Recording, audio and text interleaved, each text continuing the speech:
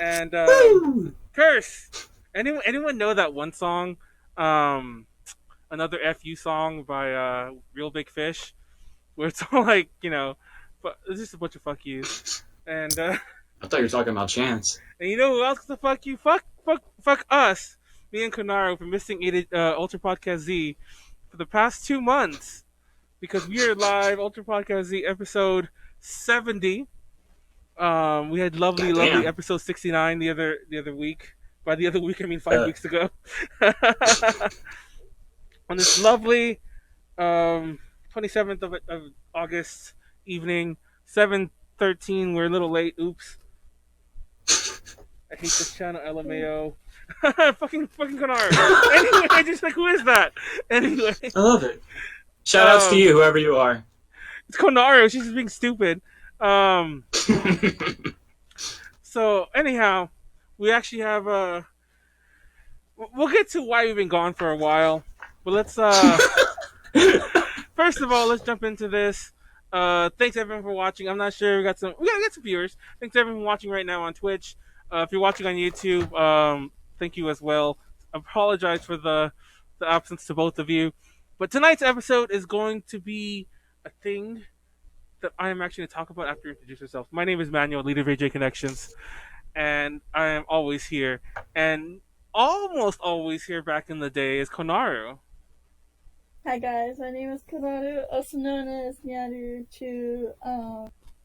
I've been gone because I have work and it's also a con weekend for me. So I'll get more into detail that later. But yeah, I'm still alive. I'm still here. I do think. Hi.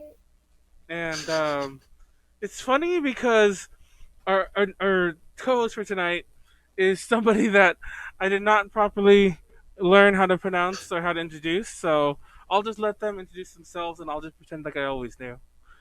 Oh, no, no, no. We're not doing that. We're playing this game. How do you think it's pronounced? Yeah. Pleiades. Wait, what'd you say, Konaru?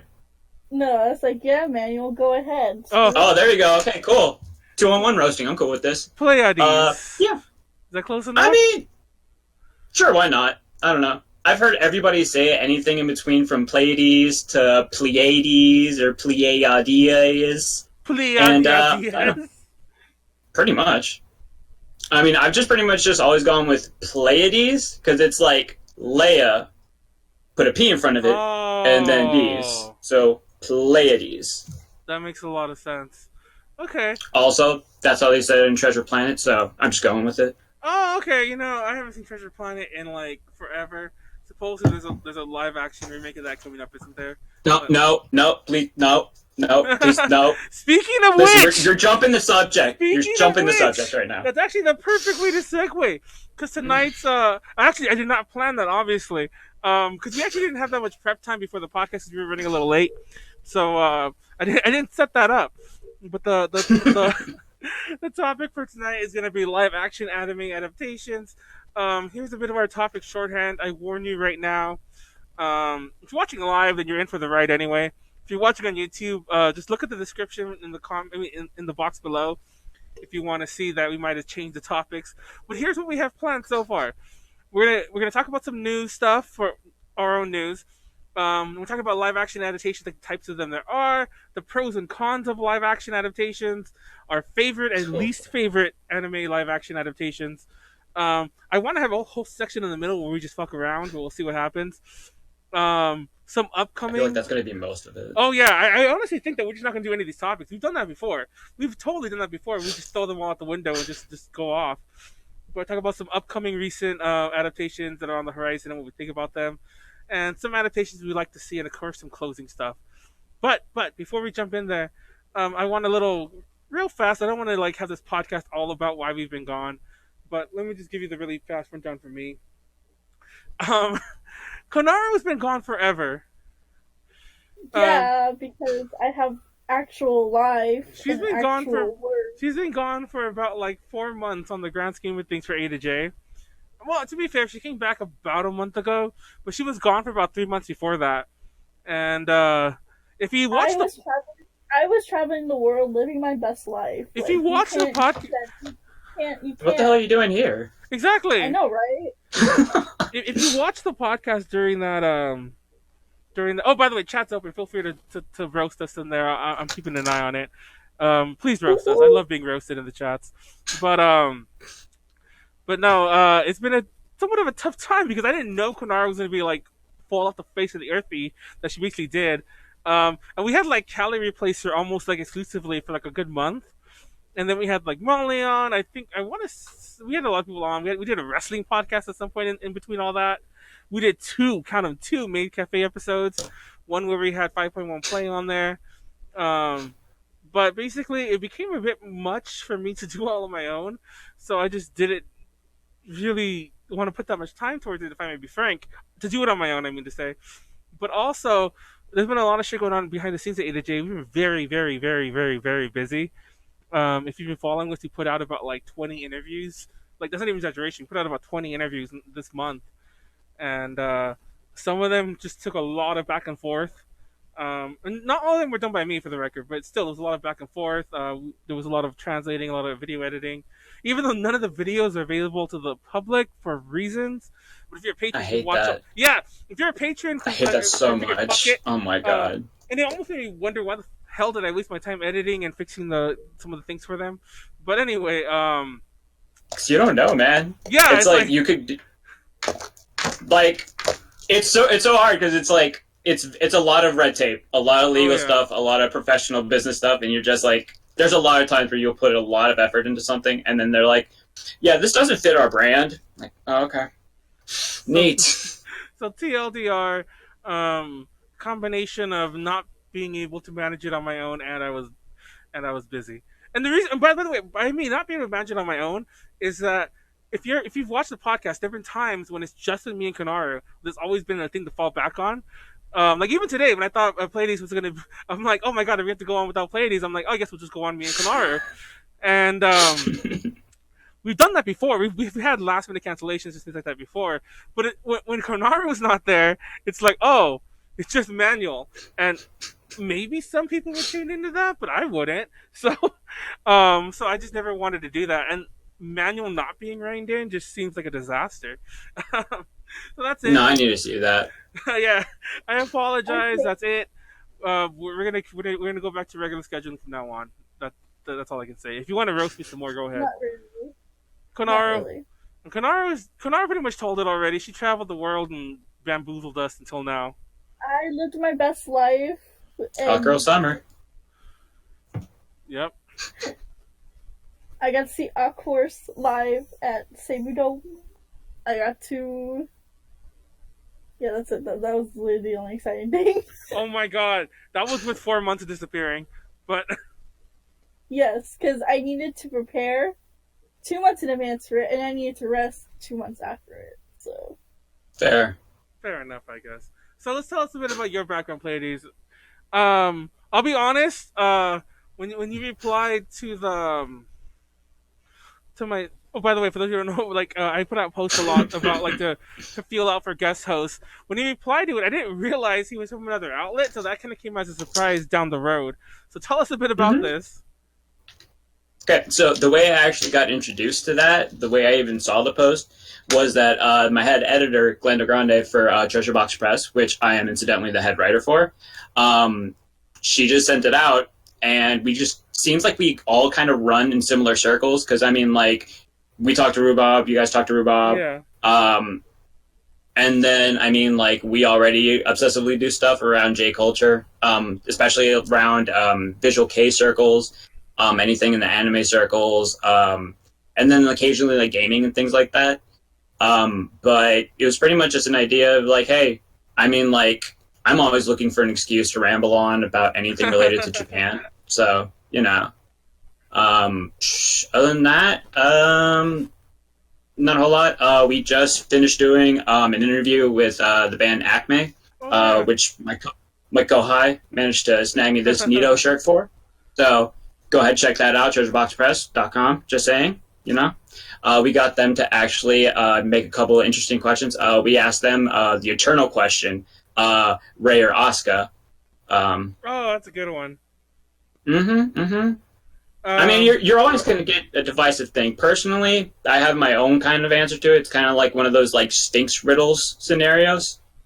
Because to me, it's neither. Correct answer is always Misato. Oh my god. That's how you know. That's how you know if you can be friends with somebody. Oh my god. Well, that's a good one.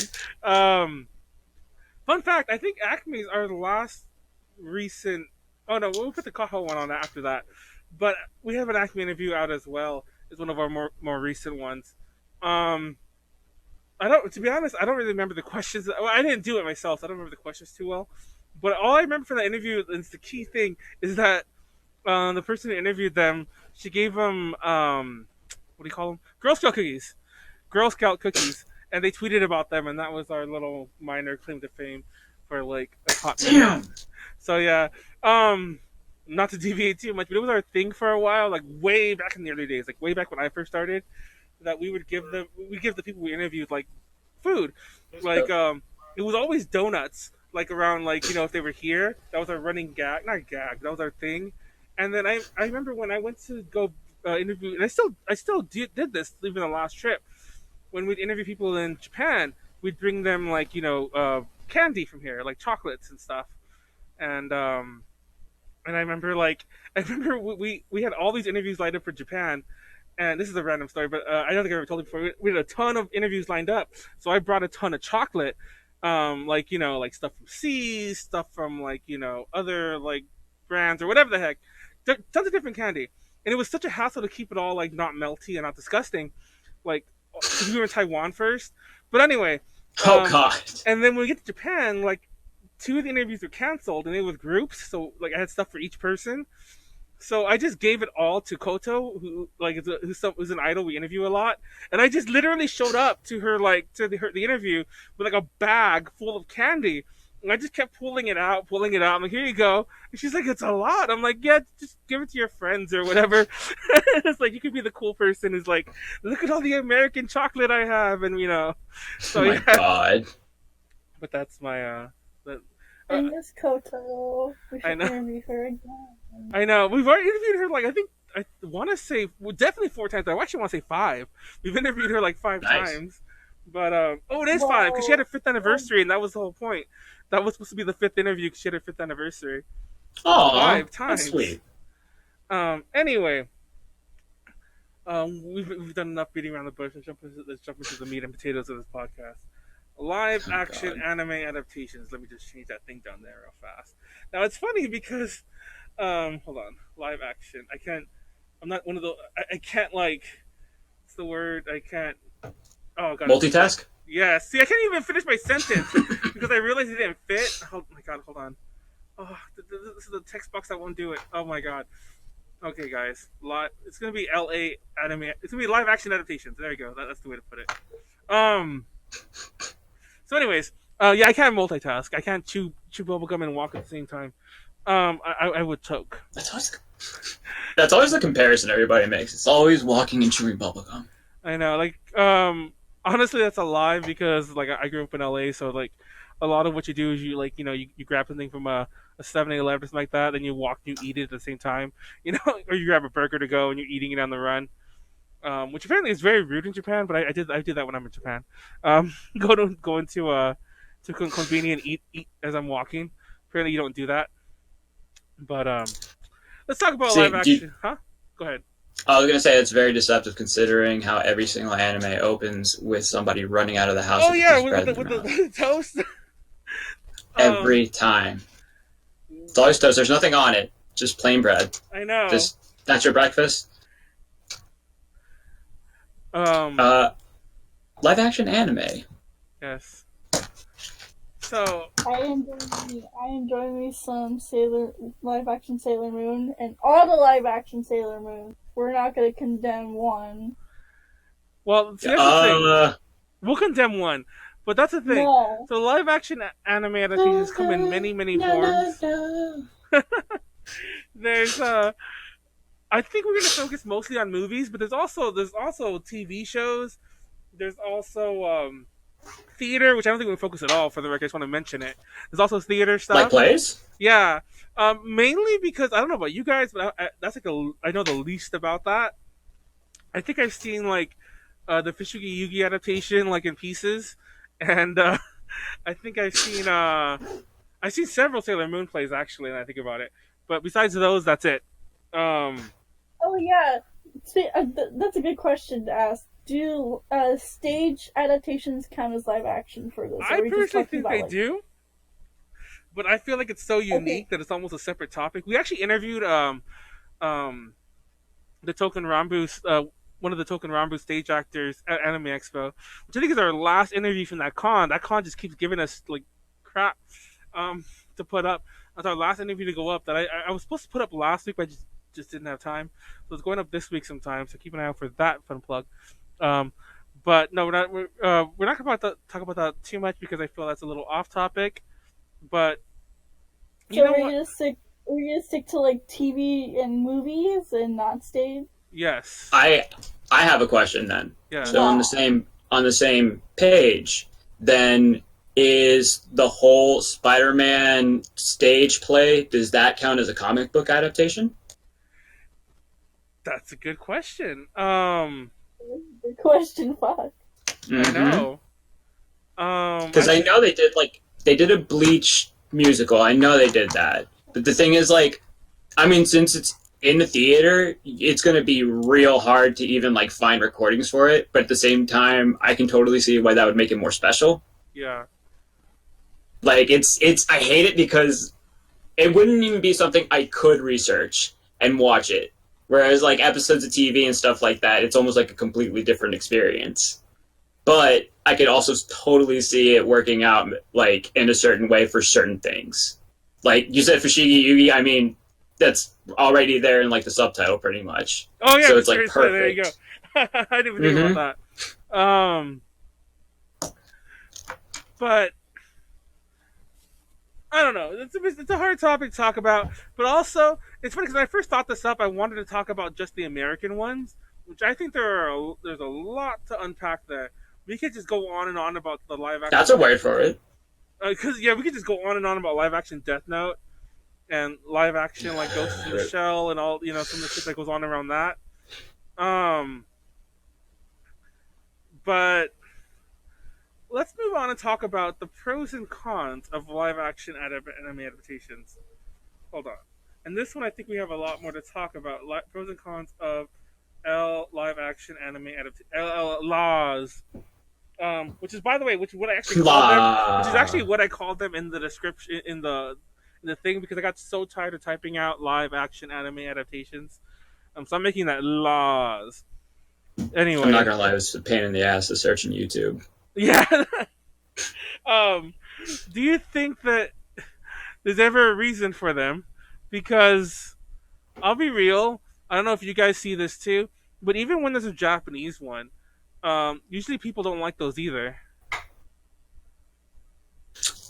So, I have an idea on that. And that's a big part of it. Are we talking in terms of like shows or in terms of movies?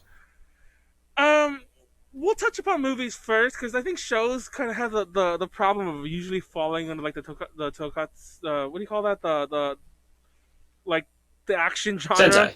Yeah, the Sentai thing. Yeah, it falls under that a lot. I mean, even when they're not actually a Sentai show, like when they adapt like Cutie Honey or whatever, it suddenly turns into that Monster of the Week type show. Even if I guess it kind of wasn't its original adaptation in the original thing, but let's talk movies first. So here's a big thing, is that there are some anime that just shouldn't be movies. Period. Or at least the way that they've done them, it just completely misses the point. For me, a really good example of this is the Full Metal Alchemist movie. When I watched it, it was just pretty much shoving in as much as possible. There was really no like central like focus to it, and it just pretty much led up to like a certain point. It just pretty much led up to like Hughes dying, but it didn't actually like form like a story, and it just felt like stuff was getting crammed in. And then at the end, it just, spoilers, turns into Brotherhood all of a sudden with all like the homunculus like in the hanging from the ceiling. It's like, oh, okay.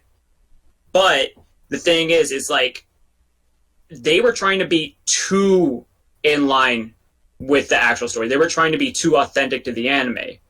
And then that wound up just making the entire piece suffer. And the perfect counterpoint to that, which immediately is, I told my friend this, like, because he turned me on to it, that within the first 5 minutes of watching this, I immediately decided it was the best adaptation I'd ever seen. Still is. Rurouni Kenshin. Oh, I do agree with that one, yes. Those are godlike. And it's because it sets up everything from the very beginning, and it's like, cool, we're not going to try and tell 100+ episodes in an hour and a half. I mean, yeah, they're a little bit long, but the thing is, like, you don't get halfway into the movie, and they're still introducing new characters. They introduce everybody at the beginning, and then, you know, just go through it. You see Hajime Saito. You see the Blind Swordsman. You see all of them from the very beginning, and that makes it so you have more opportunity to have, like, meaningful like interactions and actual character development, instead of it just being like, yo, here's this new person halfway into the show, they're important now, what's their thing? I don't know, man, we're like 20 minutes from the ending, just go with it. The problem is like you kind of brought up there, I think it's far worse in the Japanese live action versions than it is in the US ones. Obviously there's far fewer US ones to bring up. But in the Japanese ones, I think they lose sight of the word adaptation, whether that's ever in their mind or not. When you bring something from one thing to the next, you have to adapt it, and change things. Story beats are different. You can't, like you said, you can't shove. Has anyone seen the Devilman movie? That one literally took the entire like Devilman story arc, from like him getting his powers to the apocalypse. Mind you, and I know that maybe somebody's watching this on YouTube and they're like, oh, the storyline went on after the apocalypse. Yes, I know that. But anyways, it went from his getting his powers to the apocalypse, and told all of that like in a 2-hour movie. And it was insane. It just moved so fast. They shoehorned every key scene that people would know, like who were fans of the series would know. They shoehorned them all in throughout the movie. But they took up like 30 seconds. They had the Celine battle, but that took up she shows up, they fight, she's gone, and it's like, oh, yep, that was a well thought out character right there. I'm not saying it needs to be a series, because obviously that's the next thing people are gonna say, like, oh, they should have made that to a trilogy. But no, they could have told a story within the framework of of any work. Don't try to cram a whole series or far too much into a movie. A movie doesn't need 50 characters, or you get something like Street Fighter, the US, adaptation, things like that. Konaru, thoughts? I agree. No, because I'm not that well diverse. I just I don't know. I defend live action series for no matter what it is, because it's I don't know, there's something so genuine about them that I can't diss them. It's just so genuine and nice, and I don't know. I love live action. I'm just saying, I really like live actions, but I can see exactly where you're coming from, because I do get the feeling sometimes of when you can tell they're trying to shove every single little thing from the series, the series as a whole at least, yeah, into into one big movie, and then you just feel very overwhelmed. Well, you feel satisfied. Part of me feels satisfied because I can see all my cute little favorite parts. Another me is wow, the story is shit if I was to show this to someone who has exactly. Never seen it. And that's the other thing. Yeah. It's what it feels like is it's just a worse version of the anime you could have watched. And it's just at that point, why? Yeah, it's it completely defeats the purpose of a live action. But I will. Go ahead. I was going to say, I do have a counterpoint to this. And I didn't even realize it until, this entire genre completely slipped my mind until, a couple days ago. There is a major genre of anime and manga that actually have pretty consistently good adaptations. Hmm? Shoujo. That doesn't. That yes. Stuff like Kimi ni Todoke. Stuff like Itazura no Kiss. Yes. Kurage Hime. Like it fits. Nisekoi. No, Exactly. Honey and Clover is another one that comes to mind immediately. The Honey and Clover live action movie. Yeah, because I think it's a good point you brought. I don't know if this is the reason why you brought it up.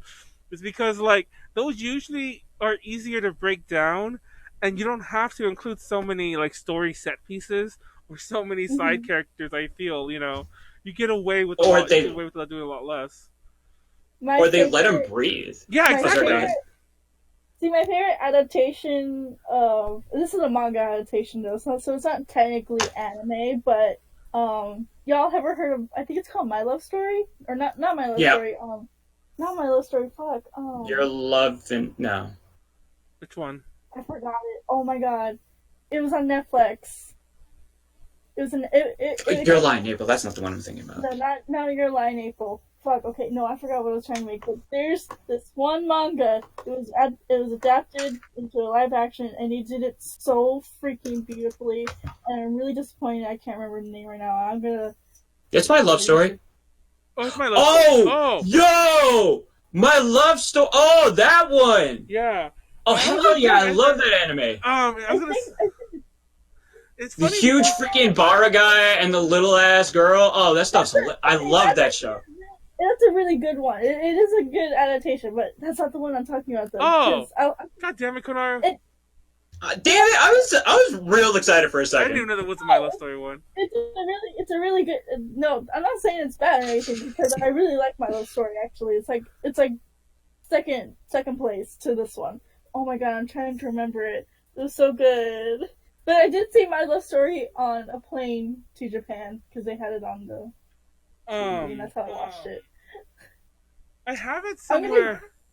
I had it somewhere that but a good thing Konaru was kind of like hinting at earlier is that actually like Pleiades was saying earlier about like a crappier version is that when you change things from one medium to the next, typically the reason you're doing it is you want to like reach a new audience, maybe a bigger one, but more like a different audience, not necessarily a bigger, but a different one. You want to reach a different audience than one you've already hit, to hit more people. Especially when it comes to like a movie, it's a lot more digestible than watching 26 episodes, 13 episodes, or reading a manga, or whatever, what have you.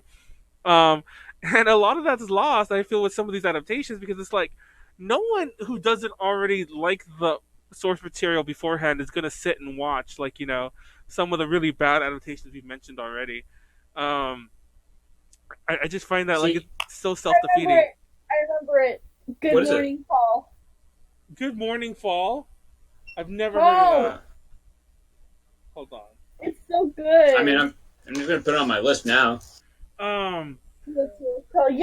Good Morning Call. Oh my god. Good Morning Call. Okay, I have heard of it. To be honest, I've heard of it. They had an OVA like way back when, and then they had the live action on Netflix, and like, oh my god, that one was so freaking good. It's like my number one favorite, and they did the story so well. And that was the point I was trying to make. Is that like shoujo genre is like it's better adapted because I don't know, it's just better. Well, I think it's besides what we already said earlier about letting them breathe and whatever.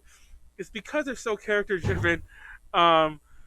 Even in their purest states, they tend not to be too overwhelming with like I said, all the extraneous stuff that usually exists in action stuff. Because action stuff, you need to keep it fresh. You need to like throw a new character, throw a new villain, throw a new power, throw a new fucking arc or something. Usually when it's like something shoujo, it's a lot more, It's about character development. Exactly. You don't have to explain. Oh yeah, this is a jutsu. What? Okay, why are they doing gang signs in the corner? Yeah. No. See, that's how they mold it. It's like, oh, okay. Why is that guy sticking his fingers in that other guy's ass? See, his dad put a ghost in his belly, and then he died, so now everybody hates him. Oh, okay. So I'm gonna go over there now. um, jumping back, I wanted to talk about, because we kind of been talking about some of our favorite live action adaptations. My favorite one, and like it's funny because nobody talks about this one. It's not that obscure. It really isn't. Like you can find a lot of people talking about it online, but it's just not as repeated, especially in anime circles. Weirdly enough, you hear it a lot in the bad movie circles, but not necessarily the anime circles. Is the Fist of the North Star live action movie, the U.S. one that came out sometime in the mid '90s, I want to say. And the only reason I know it came out in the mid '90s because it came out after Hook, because it stars one of the co-stars is Dante Bosco, like Rufio. Damn it! I thought you were gonna say Tim Curry. No, yeah, that'd be awesome with Tim Curry. But it's Dante Bosco, like Rufio. Is playing Bat, and if you don't know the Fist of the North Star universe, Bat's like his little kid sidekick, who's a lot older in that movie. I can't for the life of me what Gary Daniels, that's his name. Gary Daniels plays Kenshiro. We won't even touch upon the potential of whitewashing there because he is Kenshiro. But we'll dodge that. We'll dodge that bullet right there. But Gary Daniels is a very famous martial artist, so that was kind of cool. And it stars also Costas Mandylor as Shin. And another good reason, if you see Fist of the North Star, does anyone see Fist of the North Star? Are you familiar with the story? I mean, I browsed like the first couple chapters, but like that was... Yeah, same. So if you know the story, it starts with a villain named Shin, but then it expands like crazy, and it's like, oh, that was just the beginning, And that's what the movie did. It didn't try to tell the bigger story of all the nonsense of this post-apocalyptic world. It just told the Shin story. But Costas Mandylor, the guy who plays Shin, by the way, is the I can't remember the character's name, but he was like Jigsaw. He was a Jigsaw killer in most of the actual Saw movies because he was the one that was took over for he was actually Jigsaw. No, he was the cop. I thought this was I thought you were just making a comparison. No, I was like, he actually Jigsaw. Yeah, he was that cop. He was that cop, who was he was the Jigsaw killer from 3 to the last movie. So he was the main Jigsaw. And I always find it funny. I'm like, oh, that's Shin from Fist of the North Star. But anyway, if you watch Fist of the North Star, it's an amazing movie. My little gripes is I kind of feel like they didn't want to make it too obvious that it was adapted from a Japanese property. It was very non-anime in its execution. They did have Kenshiro's thing, but he doesn't say you're already dead. He doesn't have his one-liners, and there's no a lot of the cheesiness is gone. At least the direct cheesiness. But it's a good movie. It's a good movie for what it is. It's pretty low budget. It actually, and another cool thing to talk about is that it more accurately follows the anime movie version of Fist of the North Star as opposed to the TV show. It's more of an adaptation of the animated movie. But anyway, that's an amazing one. Everyone should watch that one if you haven't already. I have a question. It's a good martial arts movie. Yes. So I was thinking about this. So, what's the best American adaptation anime movie? None. So, I have an idea. Going through all the movies, all the American adapted ones, even back to Guyver and stuff like that, or is just pretty much Cronenberg. Right? Yeah. Y'all know there was a Gundam adaptation in America? Was there really? I feel like I noticed because my parents are really big Gundam fans. It exists. But on the note of with the Fist of the North Star movie, how they just kind of took out a lot of the anime stuff, and it's just kind of that. I feel with a lot of these Americanized adaptations, it's superhero movies before the Sam Raimi Spider-Man movies. It's just cheese, corn. It's there to sell toys. It's there to just kind of get money. They don't actually care about the properties, and you can tell. And we haven't really had something that is our Spider-Man, where somebody there's a director who's actually I actually care about this property, and I'm gonna try and make a somewhat faithful adaptation. It doesn't have to be one to one. In fact, it's probably better if it's not, because it needs to fit the bounds of 2 hours, something like that, but like, oh, go ahead. It really feels like these stories, they're not for the fan base, which I feel is like really backwards. Because if you make a good movie that you know the fans will like, you don't have to advertise. You already have a fan base. You have people who are gonna like buy the thing because they just like the thing and you did a decent job. But they are so like the production companies and everything. They have so little faith in like the anime viewing just community and stuff like that. They're like, no, they're not going to come in here and like them. So we're going to appeal to people who don't like anime, which to me is the most ass backwards business decision you could ever make. You have people who will buy your stuff. Why are you trying to sell to people who don't know what it is? God, I had a point there. I totally lost. Hold on. Part of the problem is I also, first of all, I'm sure you might be aware of this. A lot of live action. I mean, people have been talking about some movies that are supposed to come out forever. I remember, like when I was a kid. Akira. Yes, exactly. I was a kid discovering anime for the very first time. I never saw Akira like right away. It was always like that thing off in the peripheral of what I was watching. I mean, I was watching anime, but I had to like rent tapes and shit like that. So it's understandable. Like I couldn't watch everything, but even back then, looking through the Animerica magazines, like in stores, it's like, oh, the Akira movie's coming along. Akira movie this, Akira movie that, and even in old books, they were talking about, oh yeah, there's one coming. Even now, they always have a director attached, and then now. I forgot who the director was, but now he left to go do some Marvel shit or something. So it's like, oh, there we go, back to development hell. And another good example, it came out obviously, was the Battle Angel movie. That I've heard about that as long as I've heard of Akira as well. And I swear that you're was right. never gonna come out. James Cameron was talking about that. I remember seeing that when like. Fucking not that long after like Titanic, it's like, oh, James Cameron's like Titanic director James Cameron's gonna move on to it. Like, oh, how crazy is this? And for the record, I always love Battle Angel because I mean, not that I actually don't like Battle Angel, but I always love the idea of adapting that because it's so random to me. It's like of all the things, oh yeah, I fucking hated those eyes. I'm sorry, I know how most people accepted them, but I never got over that. No, those things are terrifying. Did y'all ever watch Mad TV? Yes. Yeah. There's a skit where there's some guy who's hopped up on coffee and like his eyes are like bugged out, like out like to like here. And every single time it's like, yeah, I got a hyperactive thyroid, and like that's what I see every single time I see any commercial for Alita. It's just hyperactive thyroid Alita. It's so I don't know why they went with that. It still boggles my mind that like once again, okay, because obviously James Cameron didn't end up directing it. I think he still produced it, but I wonder if it would have been different if he had, because he clearly for whatever reason. And by the way, the thought I kind of ditched earlier was I love the idea of adapting that because it's so obscure.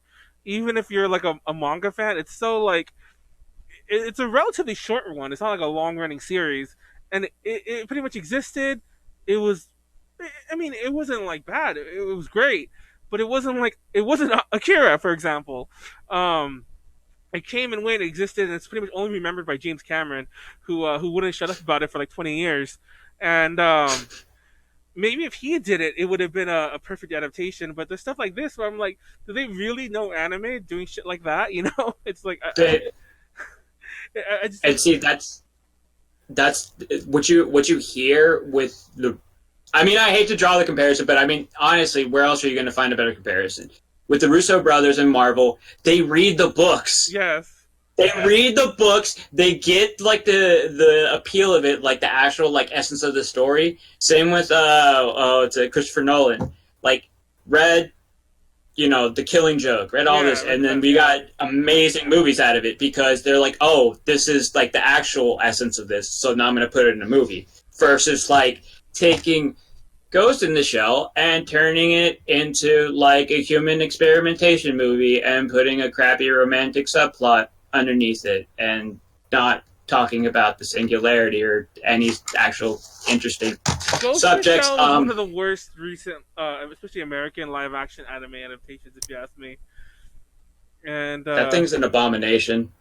Not even Scarlett Johansson in skin tight suit can save that. Like, just no. It was funny because a lot of people blamed it on, like, the negative. Okay, but what can we all agree? Are we gonna talk about Scarlett Johansson now? No, we're gonna talk about Death Note because that was honestly the worst. Okay, no. Which one? The American one. I'll admit this. I actually found the American adaptation entertaining. I definitely would say. Yeah. Okay, I will say this: if you were someone who has never seen the Death Note series and like you didn't know, like, you had no context behind anything, you were just watching it for the first time, I could totally see people enjoying it for what it is, but also my cringy teenage heart is like, stop it. So that's what I was thinking. Is like, who would this movie appeal to?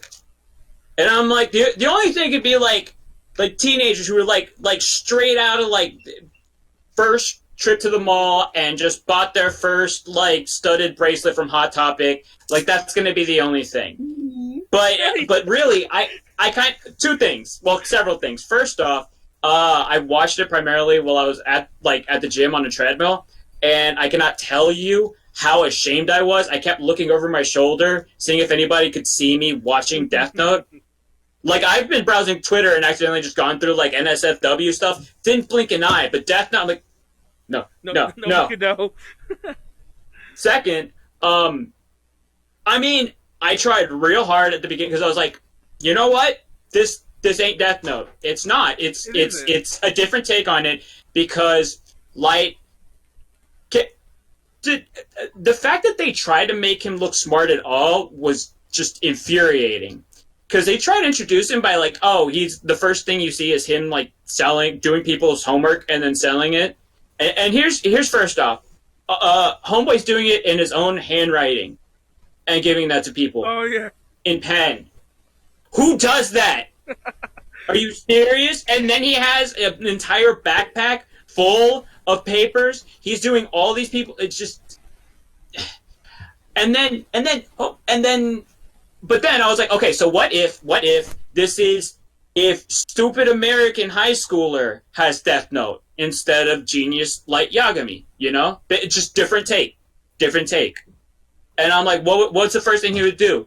Oh, he would totally show it to the cheerleader and try and bang her within 5 minutes. And that made perfect sense to me right then and there. I'm like, yeah, okay, this is stupid Death Note. It's Death Note, but everybody's just dumb as hell. Like, but I'll agree 100% to it being funny. There's a bunch, but they're like, you know what? I don't care about spoilers. When they're hanging from the Ferris wheel and like Mia's about to die, and then they play like that romance song, like that romance song is like "Never Gonna Let You Go" or whatever, and I just lost it. I laughed so hard in the middle of an empty gym, and everybody probably thought I was the biggest freak. Did not care. Great time. Oh, but Konaru, sorry. I was gonna say, what do you call it? God, I lost my train of thought. It was a good thought. I'm so sorry. This is random. The cheerleader?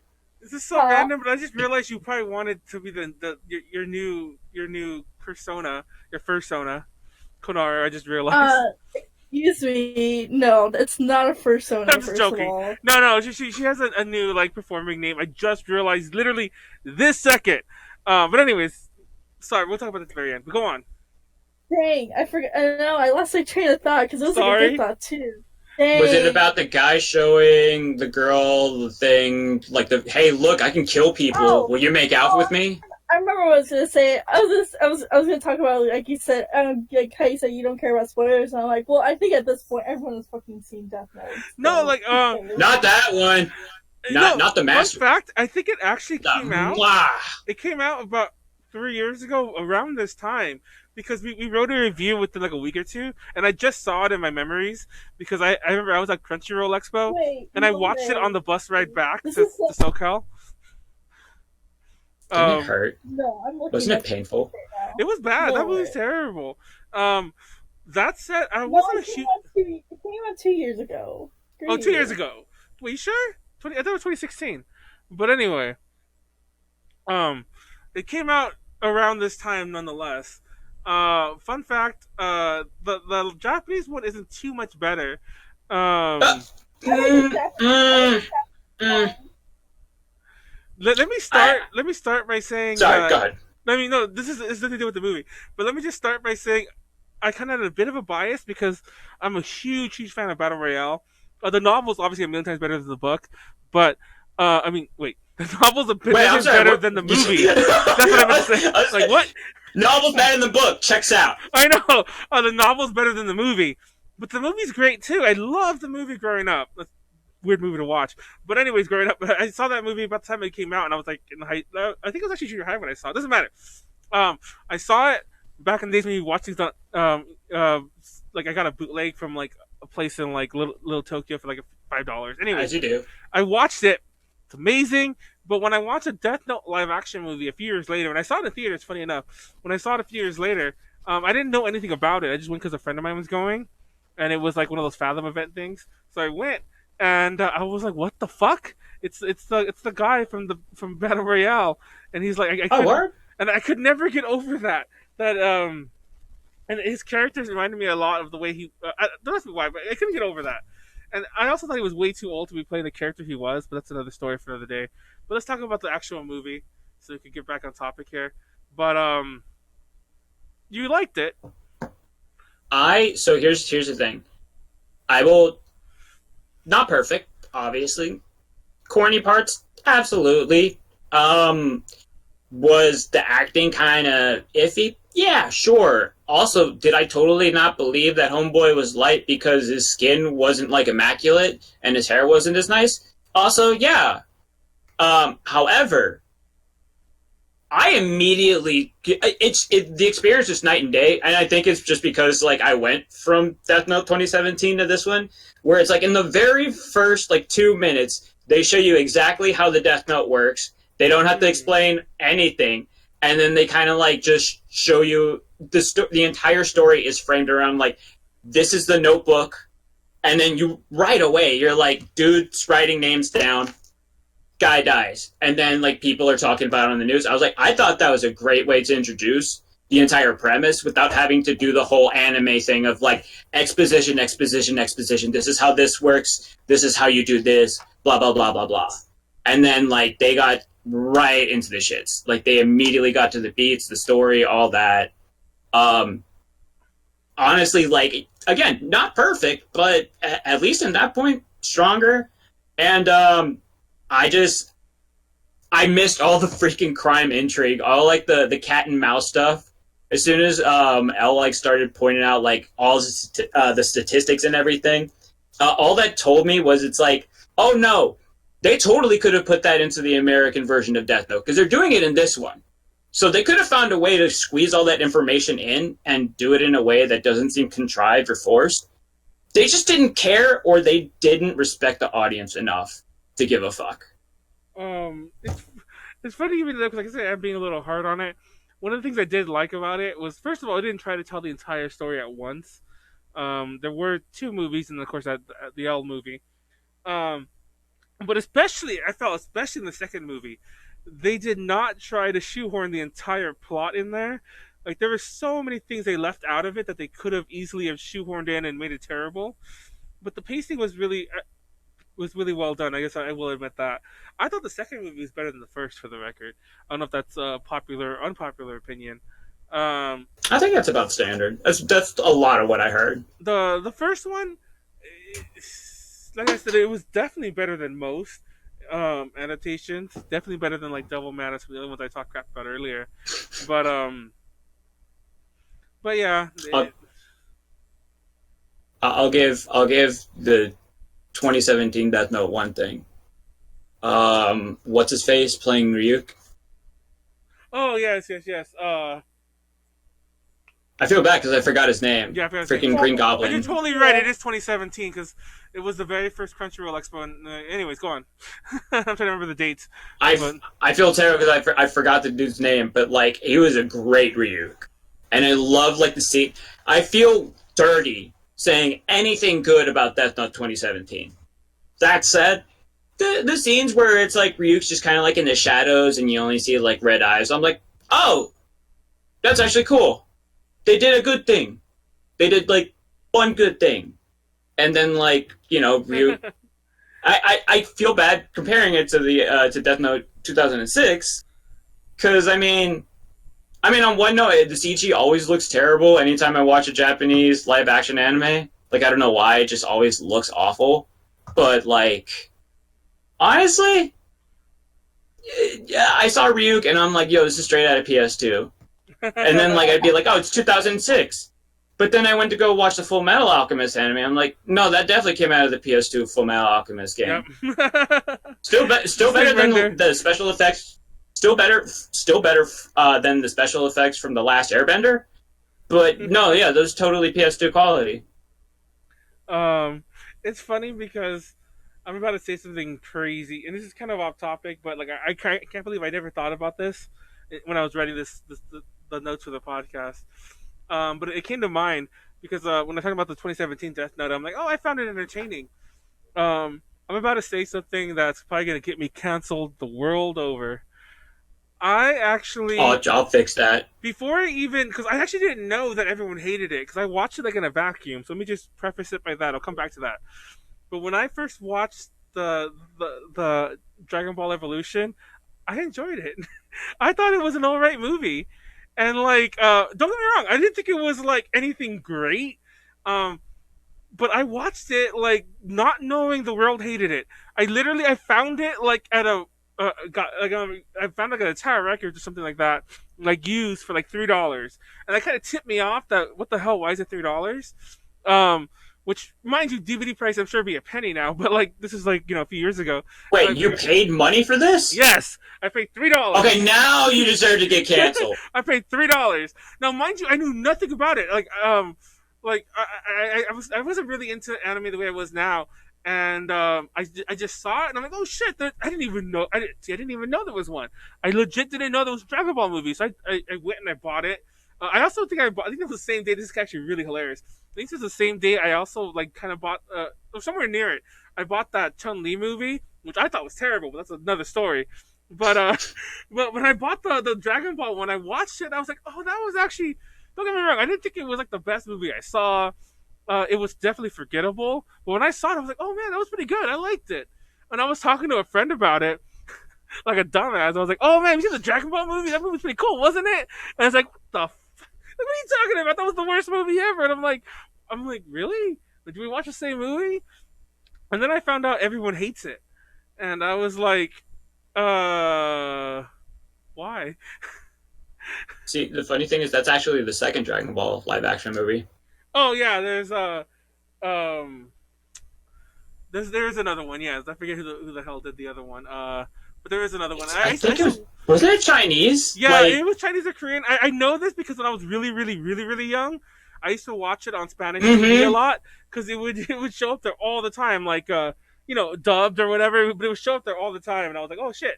I didn't know what it was, but when I grew up and started seeing clips of it, I'm like, I know that movie. It was always on fucking Spanish TV, as if they had like a license to show it like 5 times a day. I swear to God.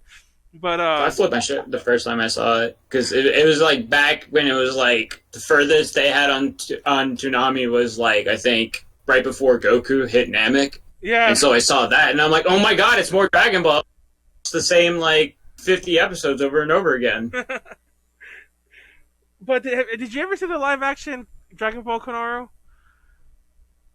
I feel like I did in a fever dream. See, that's the other issue. And What's the difference? No, exactly. I'll say this. It's been my experience, and obviously you've seen it, but it's been my experience that most of the people, especially in today's scene, if you'll ask like anyone, most of them who don't like it, who will talk shit about it, they've never seen it. I I don't even know where you'd watch it unless you buy that DVD for like a $3 somewhere. Because I'm pretty sure even if you got it for a penny, Amazon will charge you shipping or whatever. But they'll charge you to rent it. Yeah, like I don't think it's on any streaming platform. Somebody correct me if I'm wrong. But I don't think it's on a streaming platform. I hope it's not. I know. I'm like, who would like? I feel sorry if Netflix.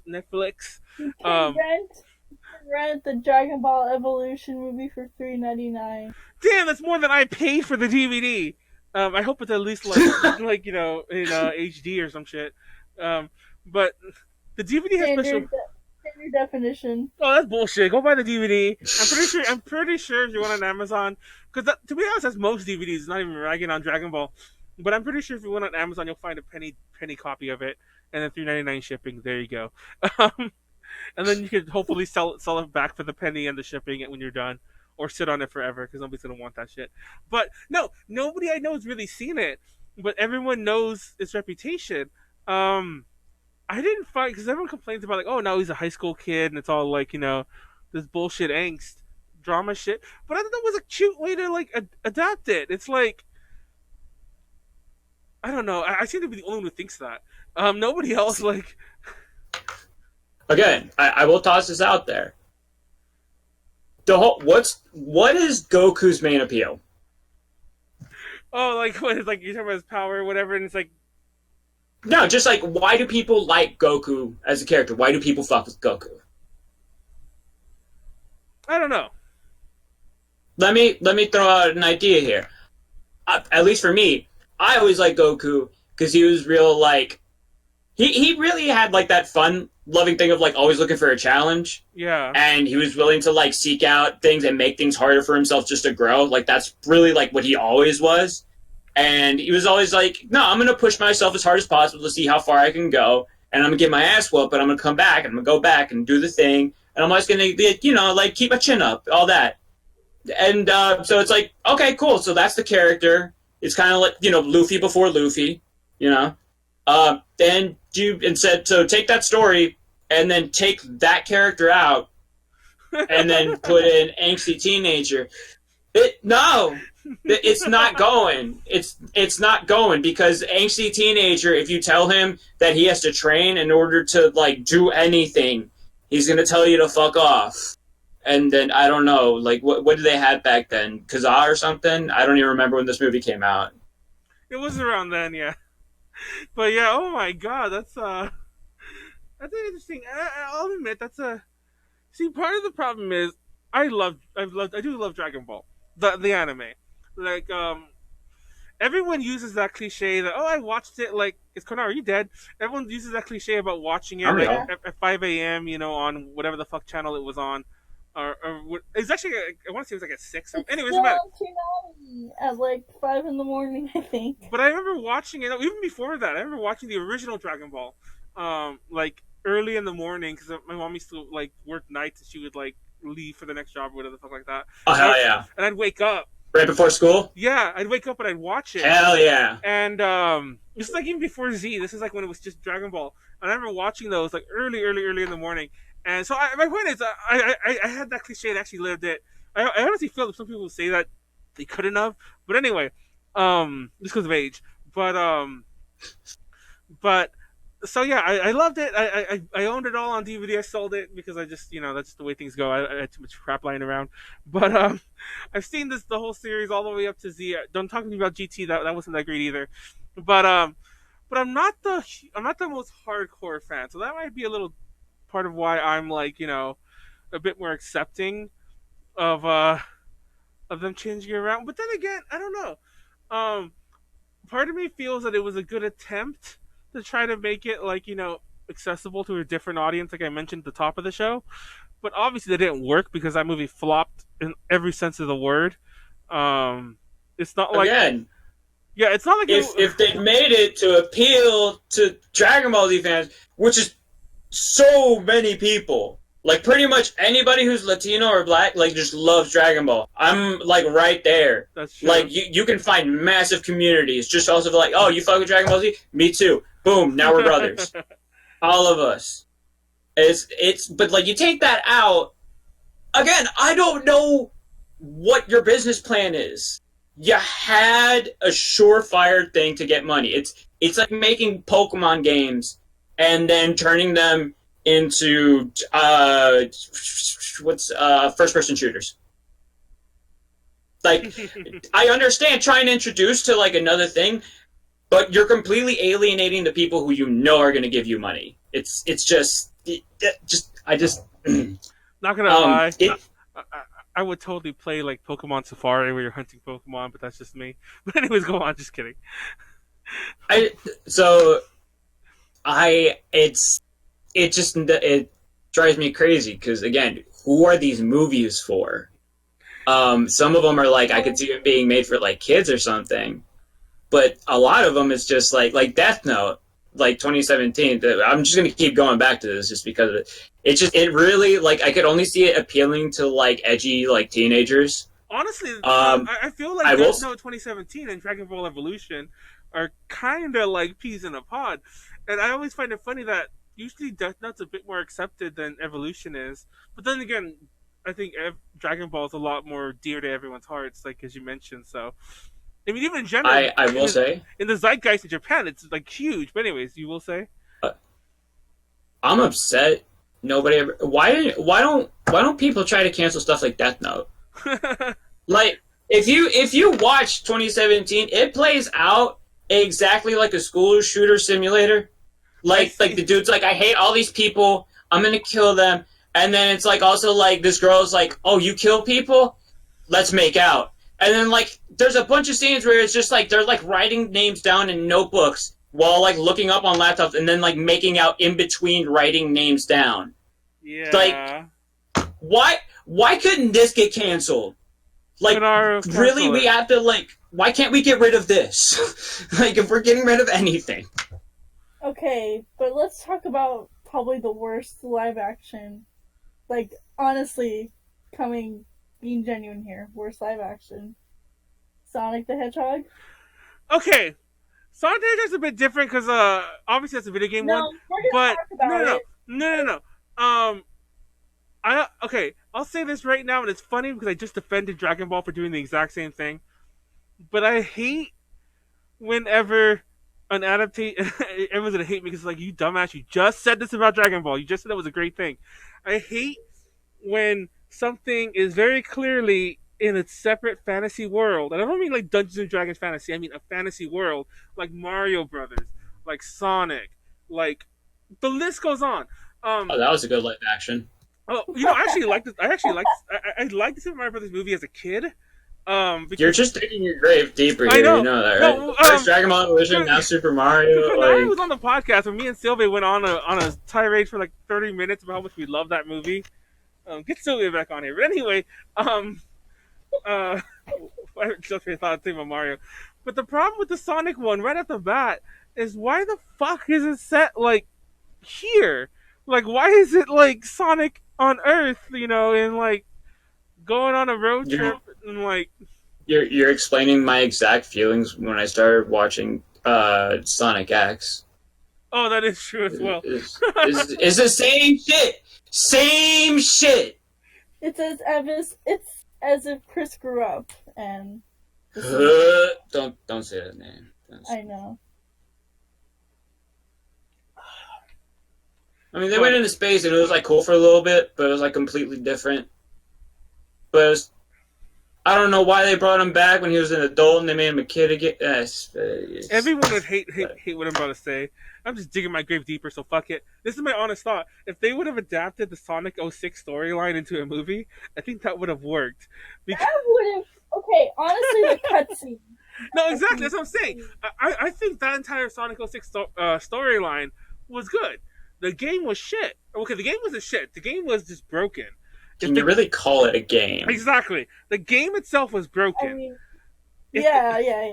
If the game itself worked as a game, and people actually got past certain levels, because I actually played that I beat that game way back. That's another game for the record. I knew it was bad. I knew it was broken, but I didn't realize how much the internet hated it. Because I wasn't really like a YouTube person. I didn't watch YouTube like until kind of recently, like the past like 5-ish years.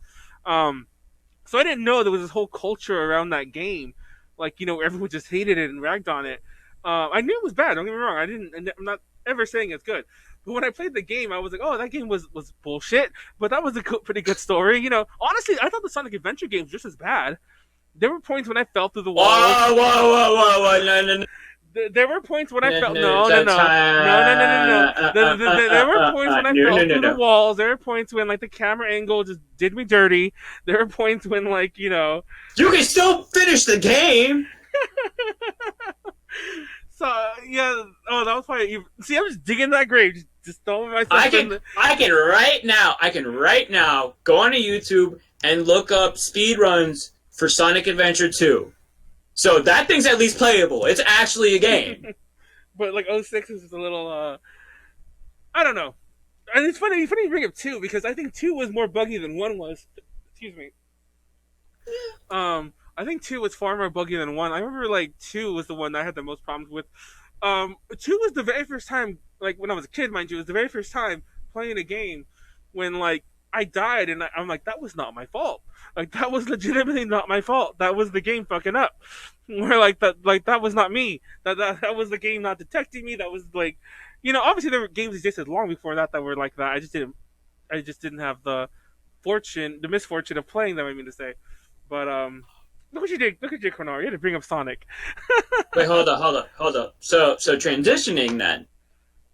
So do we say would Sonic even count then as an anime adaptation, or is that just video game adaptation? It's funny you bring that up because you almost want to allow. It's funny because I actually did think about that before we started this podcast. When I was first brainstorming it, even before I even contacted you. I mean, when I was brainstorming it ages ago, was because it has several animated adaptations. Obviously, several that are American, but it also had several Japanese produced ones. Sonic X was Japanese produced, right? And definitely they had that movie, and then of course, the OVA was sweet. Yeah, and then there was of course the original 2. Then there was Underground.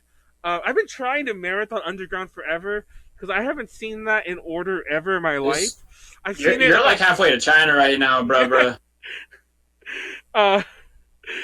So I need to start. But yeah, my point is,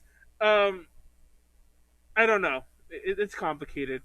I'll disqualify it, and I'll disqualify Konaru. I'll cancel Konaru.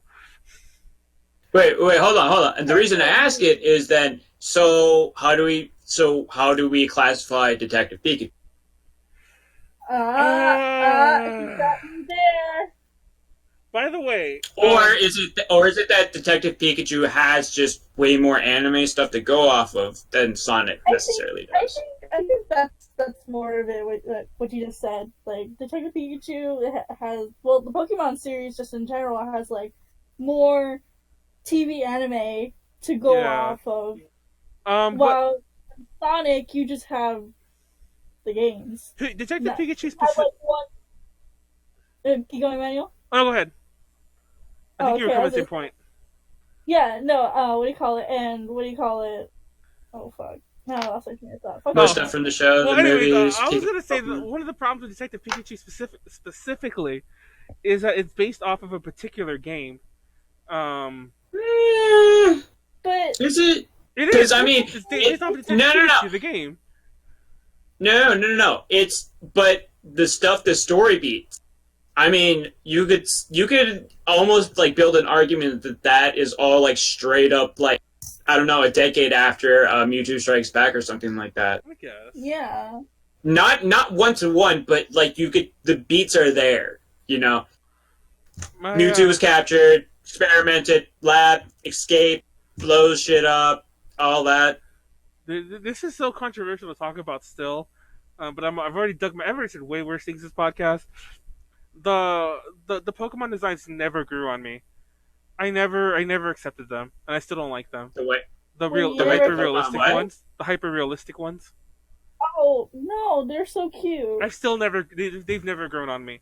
I've grown to look past them because that's just what this is doing. But they always. It's not even they look. It's not that they look scary. No, it's not even that. They look wrong. It's this isn't Pokemon. This looks like they gave some Tumblr artists, which is kind of what they did. I know he wasn't like a Tumblr artist, and I don't want to belittle his work. But it on that's around it. Like if I didn't know, because I know the story, someone's gonna be like, "Oh, dude, that's fucked up." I know the story, but if I didn't know the story, I would still say this. It's as if they gave a Tumblr artist free reign to redesign every Pokemon, which clearly have very famous designs that have sold like millions and millions of like pieces of merchandise. And obviously, I'm sure everyone here knows that Pokemon's the biggest franchise in the world, period, in terms of like dollar amounts. So it's clearly. I think it might be. Yeah, like excluding stuff like Star Wars, maybe. No, it still is, including. But like in terms of like video games, yeah, I'm pretty sure. Video games only a tiny fraction, but then the anime, then all the merchandise globally, it's the biggest franchise, which is crazy to think about. I know it's bigger than Mario. Yeah. I know that for sure. So I find it funny that they would like so drastically redesign. What I also find funny is that there was kind of a backlash at first, but then everyone accepted it. But yet Sonic looks like crap, and now everyone's like, "Oh, we're all up in arms again." But I'm like, "It's the same shit. It's the same shit." No, it's not. Nope. Let me tell you how you're wrong. Okay. Let me lay this shit out. Okay. So Sonic, first off, take him out of the setting that we're used to seeing him in with all of his little animal friends, Vector, all that. I need the design. Different world. So that's like. Not even that. Pokemon, you could almost say, like, oh, it's a realistic... There's towns. There's the entire Unova region. I don't actually know if it's Unova or Unova, but, you get what I'm saying? Yeah. The Pokemon, they're still battling. They still have, like, referencing everything to the actual show, so it's, like, consistent. They actually reference, like, Sinnoh League, Johto League, all that in the thing. I can't remember if I remember this right or not, but isn't like the first couple scenes, like, don't they show like that intro fight between like the Gengar and the whatever? The Nidoran or whatever, Nidoking or whatever the fuck it was. But yeah, I know what you're talking about, yeah. Again, so way more faithful versus like Sonic, which is like, why is his hair giving off electricity? What? Why is Gangsta's Paradise playing? Oh my god! Real fast, I want to back up because nobody talked about this. Maybe they didn't catch it. But I thought people talk about this. No, did you know? Did you know when Gangsta's Paradise came out, it was parodied by Weird Al, and Weird Al made a song called Amish Paradise. Yeah. Now Coolio, who does Gangsta's Paradise, by the way, I've seen that. No, he went on record. He won a Grammy, and when he was done with the Grammy, I think during one of the acceptance speeches, he was all like, "It wasn't cool what Weird Al did. I don't appreciate that." Oh yeah, he was so triggered. I forgot about that. And he was like, "It's a serious song. It's a serious song. I should have done that." And I'm like, dude, 20 years later, he's like, "Give that shit to Sonic. I need that paycheck." I'm like, dude, Weird Al at least was. Wait, you know what's fucked up? Huh? Maybe he doesn't own the rights to it because there's a lot of artists who don't own their masters.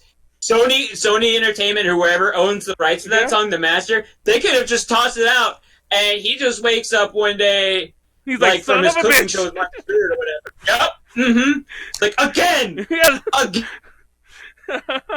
I want to tweet at Coolio now, like, bro. Where's your? I want to hear you speak out about this. But no, that always bothered me. I'm like, dude, I'll never forget that because that was a huge thing at the time. And I remember growing up watching Behind the Music. Like Weird Al was even like, he even apologized in the Behind the Music. He's like, Coolio, if you're watching, I'm still sorry. Because apparently Coolio wouldn't talk to him. Like, he tried to, like, call him that up. That sounds like Coolio. Yeah, and he wouldn't talk to him. Which is strange because his name's Coolio. So I know. So, like, 5 years after that, whenever that Behind the Music came out, they still weren't talking. I don't know if they have been since, but yeah, they still weren't talking. He was like, Coolio, I'm sorry, But it's funny. I'm like, dude, go get mad at Sonic. Like, look what they did. That was a million times worse. And they used the song. It's like these.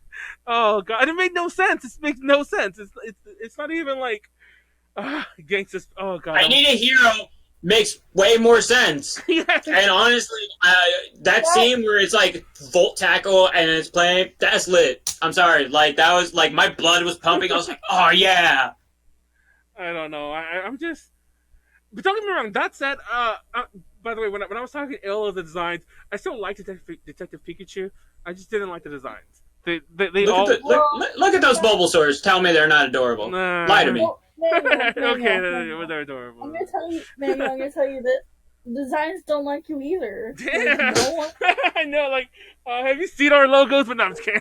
Right? You've seen this logo in the corner right there? God, who did that? It's Konaru, by the way. But I should have.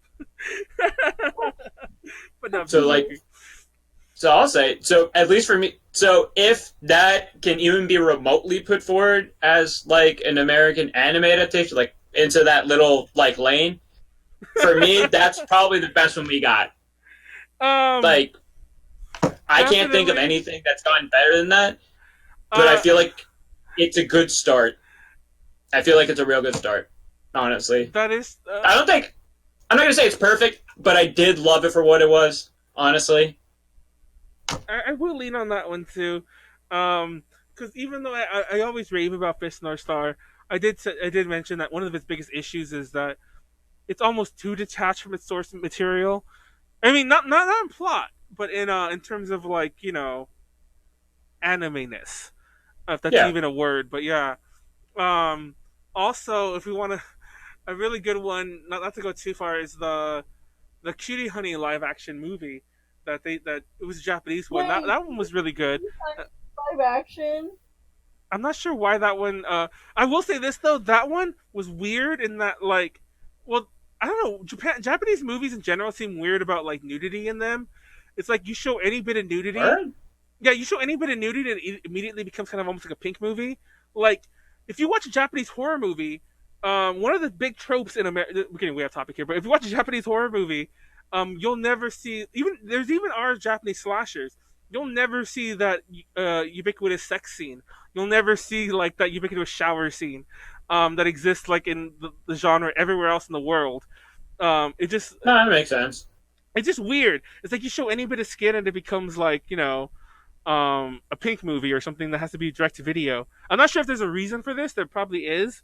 But the reason I bring it up is because the one thing is that obscenity laws, probably. Yeah, the one thing is that Cutie Honey is very famous in her transformation sequence. She gets naked, and there's not even like a Sailor Moon like silhouette version of that. It's just like it's kind of like she just transforms.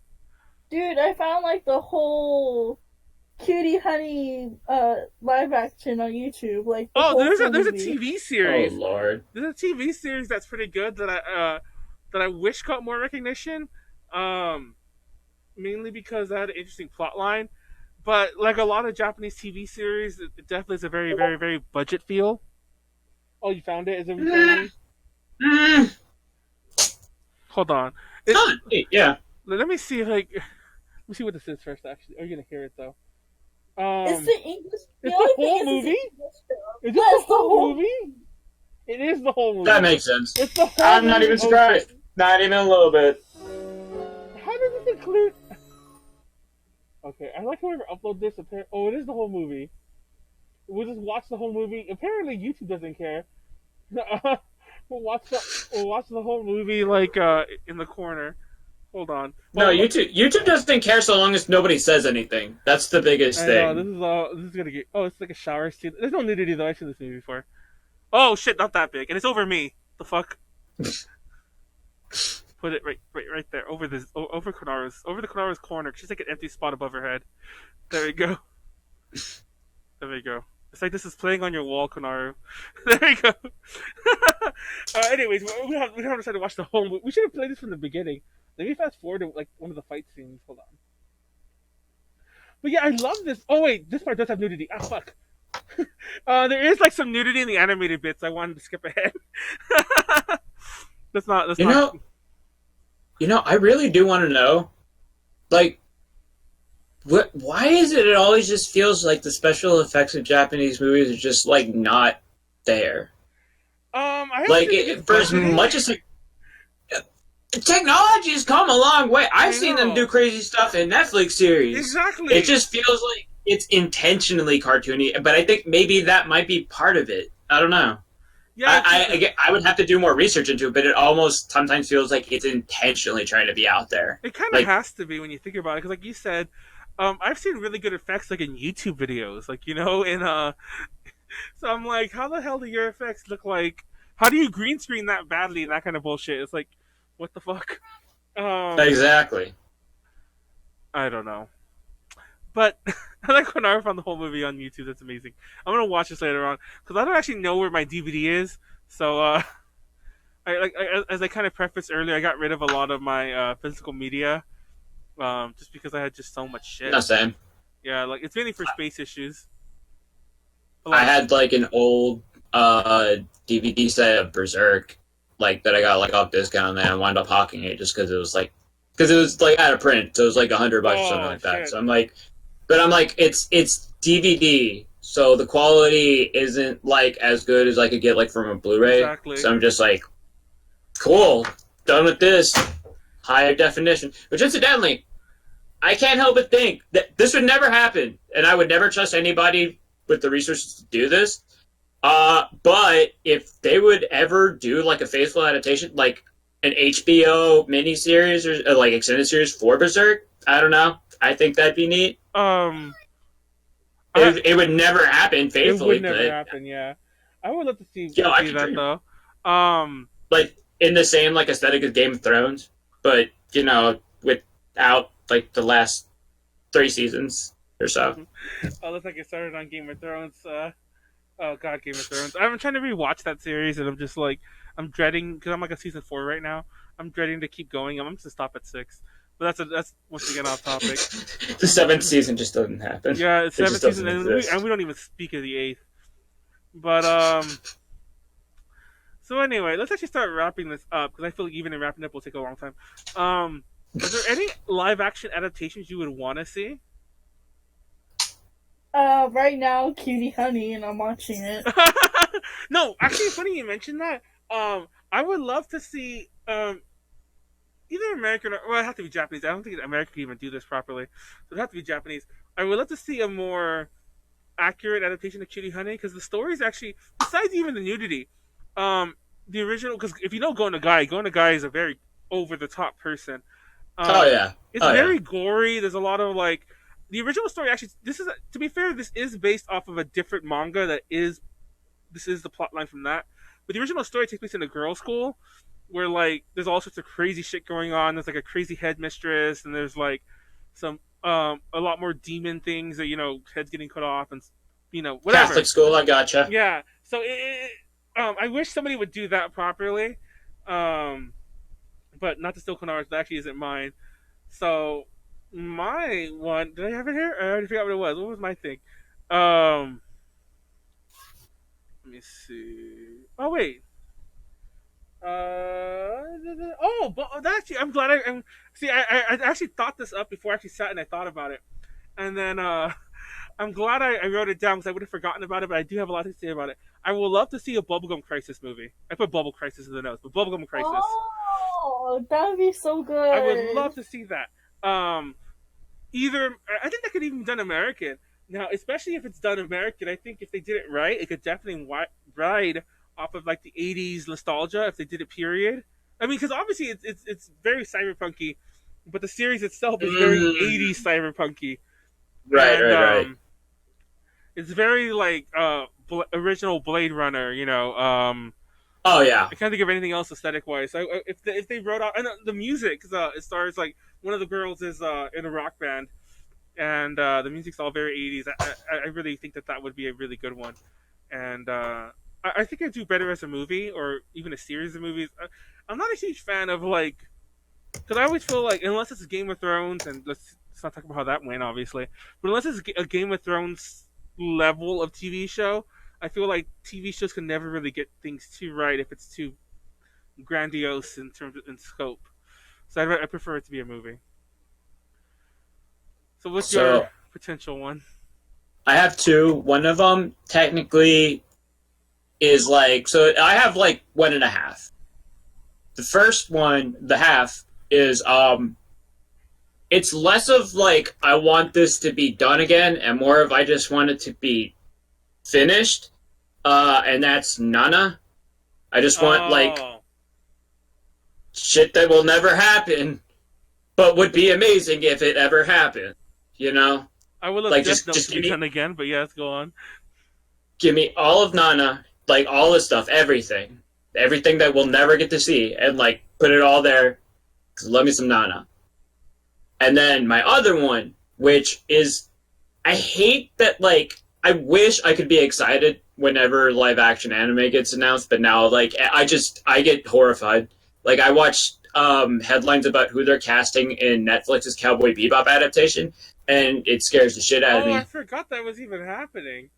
I try to every night, and I can't. I just wake up screaming. Apparently, Like, them changing Ein from a corgi to whatever the fuck they said they were going to.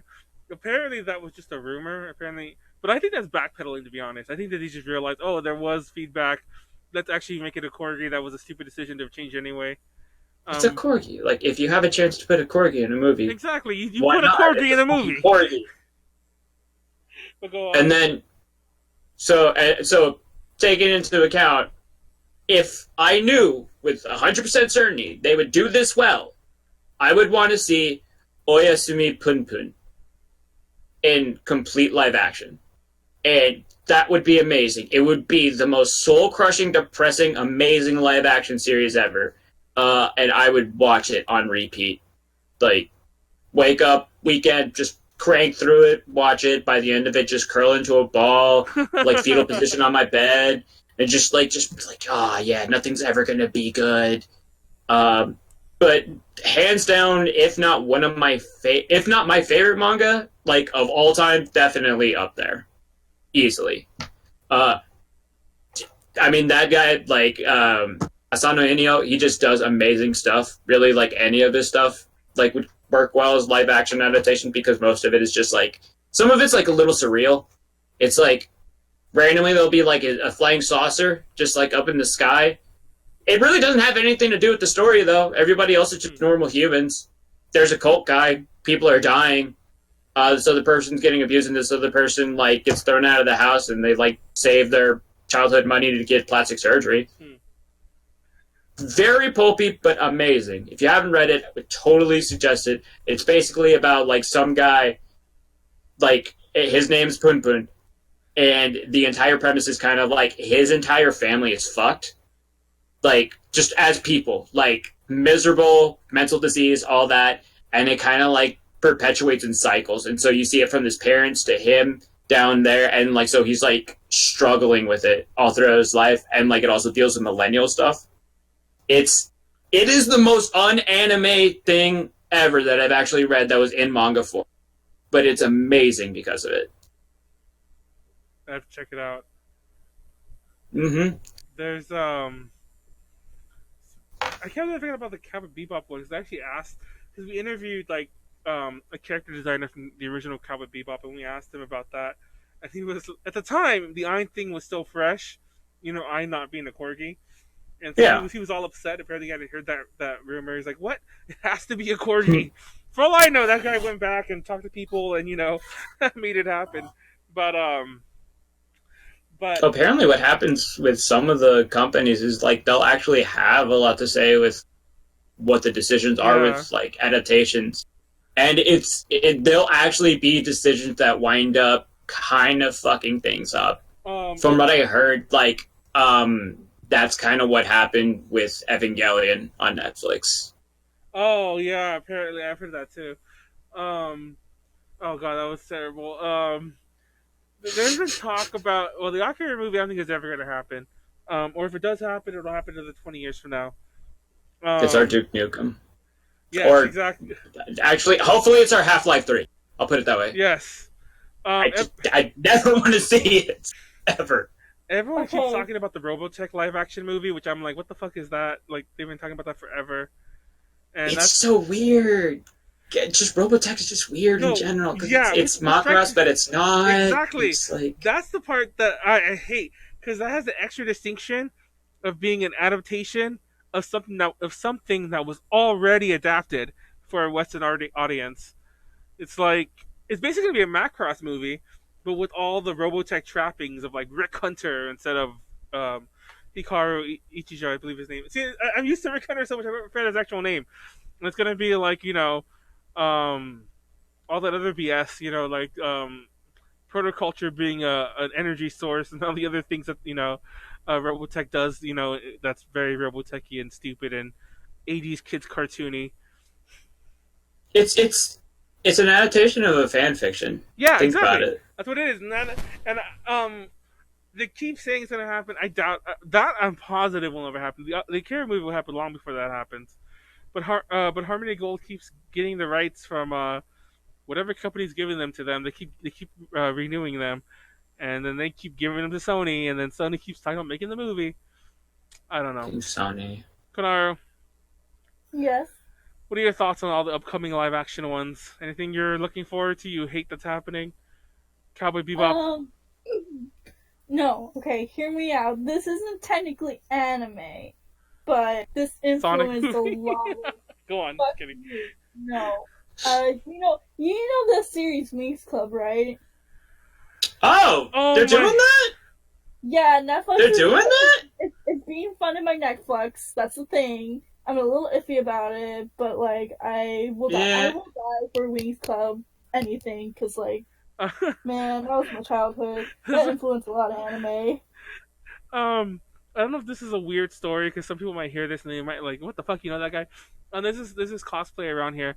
He does a lot of, and he also does a lot of crossplays, which is kind of what he's famous for. I remember like he did a Misty cosplay that kind of went viral a while back, but he loves Winx Club. Like his like catchphrase. I'm not even exaggerating. This sounds like a joke, but it's not. His catchphrase is Winx Club. Like when you see him, you're like Winx Club, Winx Club. I'm not even joking. I'm dead serious. And does he do a cross-dressing Cloud? He does a lot of. No, he doesn't. At least I've never seen him. I'm sure he does. Like in the game, when he actually like. He might have, but I've never seen that. But he does like. He actually was talking about. Funny enough, he's never done a Winx Club cosplay, but apparently he's working on one for like upcoming like very soon. But like he's done Tifa, he does a lot of guy characters too, for the record. But I'm just like the crossplays obviously, and I should mention this actually from the get go. He is a really huge buff guy, like swole, like he's not. Good for him. Yeah, and he crossplays all these like hugely famous female characters. But his catchphrase is literally Winx Club. It's like Winx Club. Like you shout that when you see him, and he's like Winx Club. Right back at you. It's like Marco Polo, but with Winx Club. Oh my god. This sounds so wholesome. It is, and it's funny because we just went to a convention this past weekend called Anime California, and he was there, and our hotel room was like overlooking the courtyard, so we're like Winx Club, and he's like, he's saying which hotel room called him from it, but yeah, that was great. But anyway, let me see, what else do we have? I think that might wrap up the show. For those of you who haven't been watching, I've been trying to get back to the 90-minute runtime, mainly because YouTube doesn't like it when I do over 2 hours. And so let me just take a look at what we've missed. Upcoming stuff I'd like to see. I think that's about it. I think we covered all the good stuff. I have a question. Yes. Okay, so Full Metal Alchemist live action movie, right? Yes.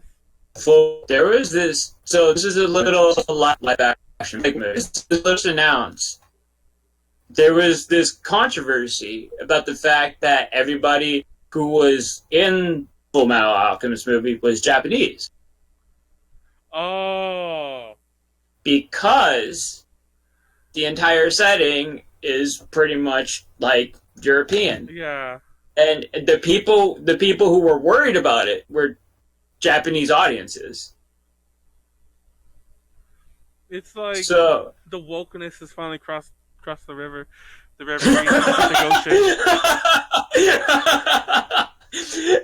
I just heard that. I was like, what? Like, what? But then at the same time, I get it. Because, I mean, if you're so used to it. And at the same time, it just kind of brought me back to the whole controversy with Ghost in the Shell. Because again, there's so many characters where, like, you can distinctly tell, like, Mikasa is Japanese. Yeah. Like, distinctly. But, like, everybody else is, like, they could be anything. And, like, anime uses so many different, like, cultures and different, like, people with different backgrounds that it's so weird, because it's, like, I understand the frustration, but at the same time, I'm also, like, there's so many different kinds of people in anime, I don't even know Yeah. Like, who could be cast as who so many I times? don't think that that's an. I mean, okay, obviously it's not meant to say it, really, but um, I don't Look, think it's an issue. I'll just put it out there. I'll put it out there for me. It's like I've always been like so like I. That's always been like a difficult thing for like me to like comment on, just because it's like I'm just happy like sometimes if they do it if they just do a good Exactly. representation. Like I'm more upset that Ghost in the Shell is trash. Yeah. Like that movie is hot garbo, but like I don't know. But it's so interesting to me. It's just like I can't peg any anime characters any race unless it's like Exactly. explicitly there. I've always. I don't get me wrong. I joined in the Scarlett Johansson, the great Japanese actress Scarlett Johansson memes that went around for a while, all that kind of nonsense. You know, and I joined in on all of that. Like, oh, we need somebody to play, like, Pocahontas. Let's get Scarlett Johansson. Or, because they always joked about that. Like, doesn't matter what it I'd watch is. it. Yeah, I mean, but like, so I joined in on that. But like you said, um, I'm sure, and obviously, like you said, the movie was bad regardless of who was playing who. Um, but if the movie does well, is done well, that shouldn't really matter. As far as like the other side from the Japanese thing, that's way harder to even judge because like where are they gonna get the actors from?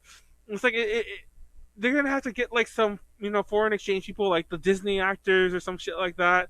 It's one of the things I can think of off the top of my head because there is like I remember like that there's like this agency that gets like the people who acted like a Resident Evil, and I remember like one of my Japanese teachers was saying that like she had a friend in like the Japanese school who would pretend to be a priest at weddings, and that was like one of his gigs. So yeah, like Oh my he was just a god. white guy, and he pretended to be a priest at weddings. So it's like you get these people. That's it. It's like the acting's gonna be terrible, if they can even speak Japanese, and then if they're speaking in English, it would just be terrible. It wouldn't work. It wouldn't work. But I don't Like I know. can't speak for other people, but like for me, it's again, I can't speak for other people. I can only speak from my experience, but my feeling has always been I would rather have a character of my background played by a good actor and just give a good performance Exactly. than the performance be trash. Because the entire thing is like, if the acting is good, that means the movie's going to be good, and that'll open up doors. Like if that's the argument, then that should be there. There's a bunch of different ways you could take it, but for me, it's like I want the acting to be good. I want it to be good because if the portrayal's not good, it doesn't fucking matter. I'm At all that point, it's like, oh, if it's somebody in my background, it's like exactly. acting shit, and now like nobody wins. Yeah, I'm always big on like the whole like what's the word they use like the blind casting or whatever the word is. I actually got that word wrong. No, same, It's a blind, but same, yeah. I'm all for that.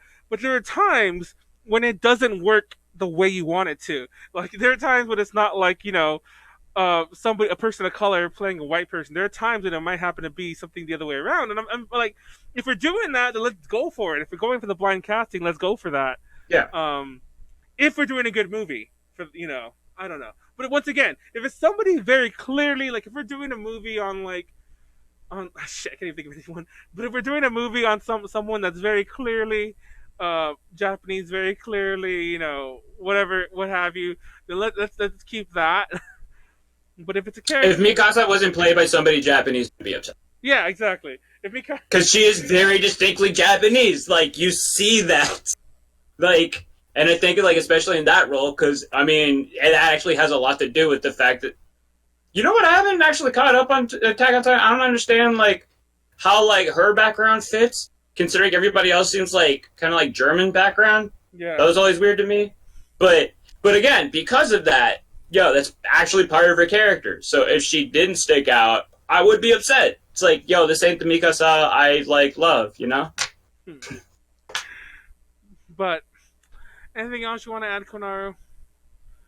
I mean, I've said what I said. I like most, if not all, live action movies. I find something wholesome and good about them, even if they're shit. But Yeah, we probably should have Good for mentioned you. it's in I the wish I could. notes. I should have said that at the very beginning. But like, if you're a fan of the series, to most people, seeing a live action version is just getting more of what you love. yeah, exactly. That's how I see it. But at the same time, it's like you just can't help but like cringe a little bit at some parts and just notice some things are off or terrible, but I'm just gonna appreciate it for what it is and understand that maybe it's targeting a different audience and move on from that and just enjoy it for what it is. That's fair. No, I get that. Well, on that lovely note, let's start wrapping it up. That's actually a pretty good conclusion. Let me just change this real fast. Conclusion. And I forgot we did start late, so we're still doing okay with our time. Because I was on a rush out here because it's almost 2 hours. But we started late though, so we got some breathing room. So I'm very sleepy. Yeah, don't worry. I got stuff to do after this, but sorry. But upcoming stuff. I don't have a lot of upcoming stuff to talk about. Just two things. One, we still have interviews on the way, so keep an eye out for that. And two, the podcast will be back to normal. Like, even if we have to build up our reputation from the ground up. I'll never forget when we started getting tons of views on YouTube, when people started watching us on Twitch. I was like, what do you know? It's consistency that gets people to watch you. So I do, don't get me wrong, I do know we have to build that back up again. But we're doing it. We're going to do it. Thank you right away for everyone who's watching this one. But also, before I let everyone else go on, I just want to shout out to our patrons. Please support us on Patreon, patreon.com/JDJConnections. If you're on YouTube, like, comment, subscribe, share this video with your friends, or maybe make little clips of it. I don't really care. Do what you want. If you can't support us, just watch it anyway. That's honestly the best thing you could do. Watch all of our stuff, like our stuff. That's the best. But if you do join our Patreon, we have, besides early access to all of our interviews, we have a ton, and I mean a ton of video-only versions of some of the interviews that are Patreon exclusive because we did them. We're like, fuck. Mind you, we submitted them before. And then they're like, oh, we don't want to use these. I'm like, oh, well, we gave it to the patrons already, so they're there. So, and those are fun to watch because you could see, if you really want to be really cool, you can compare it to what we actually published written, and you'll be like, oh, it's funny how that changed. I mean, obviously there's stuff where we're just changing grammars and things to be more readable, but I mean, like, there's certain things where it's all like, oh, it's like that. And then there's also like outtakes that are in some of them, where there's certain questions I'm like, we'll leave it in the video, but we're not going to write that down. So there's some cool shit there. And shout out to Anna and Kenneth, our current patrons. Thank you for the support. So what's up next with you, Konaru? I have San Japan this weekend. Y'all should come out. And oh shit, I forgot about that. Yeah, that's why I'm sleepy and busy and struggling right now. Yeah, but it's okay. Come out to Texas Idol Festival, the Muse, Icanas, on Saturday at 11 a.m. in Texas Ballroom, Hyatt 4th floor. I'll be walking around the con, taking pictures, so if you want a picture, just be like, give me your camera, you slut. It's funny you say that, because A to J Connections, I'm actually really terrible with this. I swear I'm the leader. But we're actually going to several conventions this weekend. By we, I mean like as collectives. I am going to Long Beach Comic Con, which is like local. So certain other people are going to Crunchyroll Expo, and they're taking part in some press interviews there. Yeah, with like Junji Ito and like Nanabun no. How come y'all did not get an interview with Kizuna? I need an explanation. But we have a bunch of other things going on at Crunchyroll Expo, and then I'm not 100% sure, only because I haven't checked in on them. But I'm pretty sure our other Texas people, not Konaru, Konaru is doing her idol thing, which is a lot more busy than other stuff. But our other Texas people are going to San Japan, and so I think that's it for us. But yeah, so there is quite a few things going on this weekend. It's funny, I actually totally forgot about that. So keep an eye out for all that coming up. And what's up with anything coming up new with you, Pleiades? I said it right all the time. Pleiades or whatever. Currently working on a couple pieces of main interest. Number one's coming up through is exactly why and how Naruto went to shit after the time skip. And then as soon as the dumpster fire starts dying down a little bit, we're looking at building a complete compilation timeline of the entire KickVic scandal from start to finish. Because that at this point has become.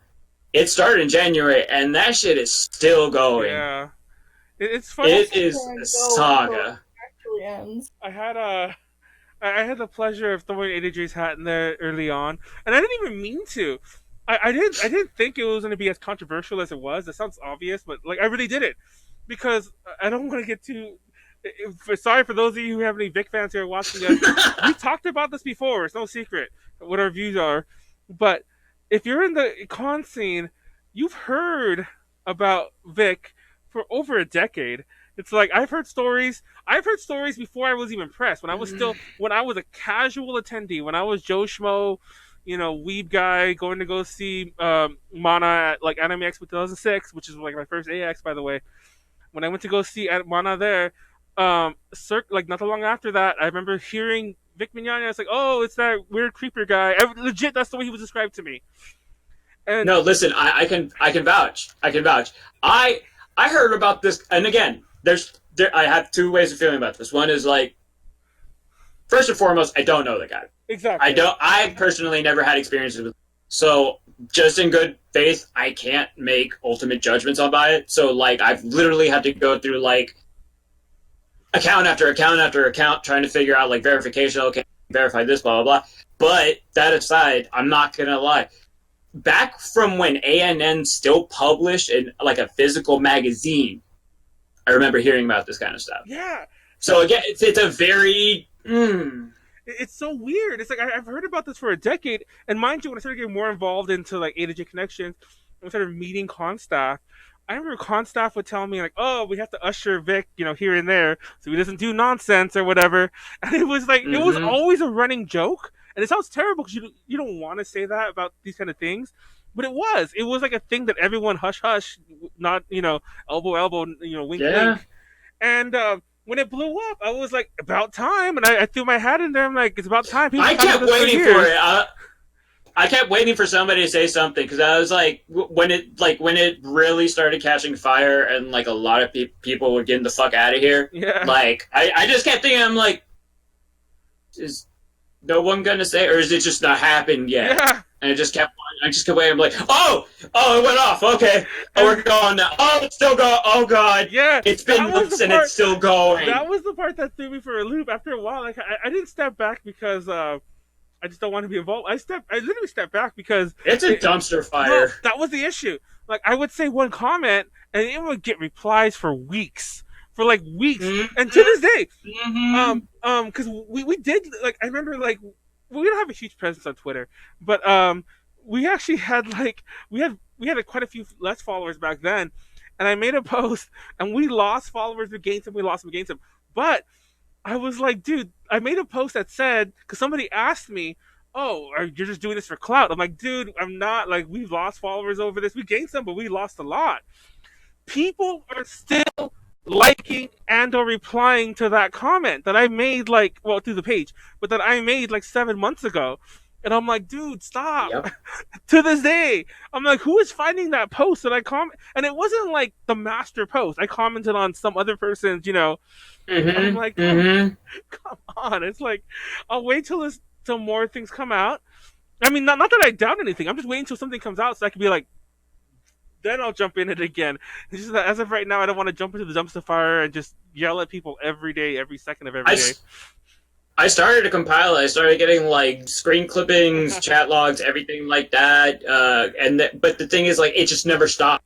There were just more things, and like every single week, it would be like something came out, a new court recording. It's like depositions would come out. Somebody's mailbox will get knocked down.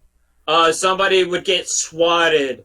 And like 4 more people would come out saying homeboy did some shit. I'm just, Jesus Christ, I can't keep up with this. There's like, there's like a bunch of people whose like entire YouTube channel just blew up just from covering this. From this. That's another thing. Like all these like most of them are pro-Vic, by the way. But all these YouTubers I've seen, there were some YouTubers that had like you could social blade them like crazy. It's like some of them had like, oh, they had 100 subs.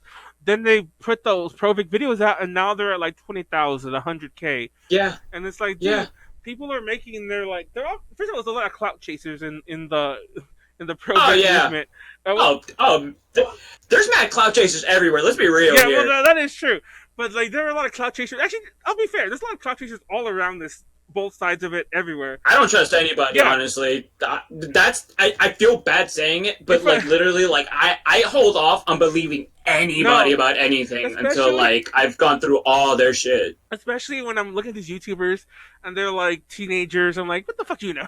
It's like, you know, Vic from like, you heard of Vic like last week on Twitter. The week before that, you were doing like Fortnite, you know, Let's Plays. But and I'm like, don't even get me started. You know, so you just hit on something and now you're just doing all of them about Vic. Follow Mars Girl and you'll see whenever something new happens, people will tweet at her like crazy. They'll attack her like crazy for a couple days until like the next thing comes up. And it's like, oh my. I follow her on Twitter. Like that shit is like it's every day. I don't. But at the same time, I don't. But I mean, at the same time, I mean, I get that when you're a public figure and like people like get at you, like you can't really avoid doing a response. But also, like at a certain point, I'm like, what if you just like don't respond to these? I mean, not that I think that it would make him stop, but maybe I don't know. You know, I don't know what it's like, but at the same time, I'm like, I wouldn't have the energy for this shit. Like, I would just, like, start, I don't know, posting depression memes or something. Or, I don't even know what else. Because it's literally every day, and there's no stopping it. Oh, my God. But anyhow. Go ahead, you will say. I will say, the evolution of it is amazing. Because you go from, like, the stories, you know, that we all heard, you know, whether they're verified or not. And then now, if you see the most recent pictures of Vic, like, with fans, he's pulling the Keanu Reeves. He's doing that. Yeah. He's doing that. Yeah. I've seen that. So, it's had something. I'm just like, wow. Okay. This is gone. This has been a saga. Oh my god. But yes, on that lovely note, we actually did a podcast on him already, I think, but it was that lost episode that we uploaded really late after all the fervor had died down. But you can watch our little hot takes on that on our catalog. But anyhow, so that's our podcast, live action anime adaptations. Check us out. You know, if you're on YouTube, like, comment, subscribe, all that good stuff. Share with your friends. Also, hit the notification bell, and be notified whenever there's a new video. I always joke about this, but I just found out the other day that there's a YouTuber I love that YouTube wasn't showing me his videos and my subs because I didn't realize how crazy they curate those. I know it sounds obvious because they tell you to hit the notification bell, but it's a thing. So if you actually do like to watch us, hit that anyway. But yeah, our next episode will be next Tuesday, the 3rd of November. Same time, same place, 7 p.m. here, twitch.tv/JDJplays. I don't want to say this for sure, but we're actually, I will say this part. We're definitely doing something on dramas, Japanese dramas, K-dramas. I'm not 100% sure on our co-host yet. I've been talking to some people.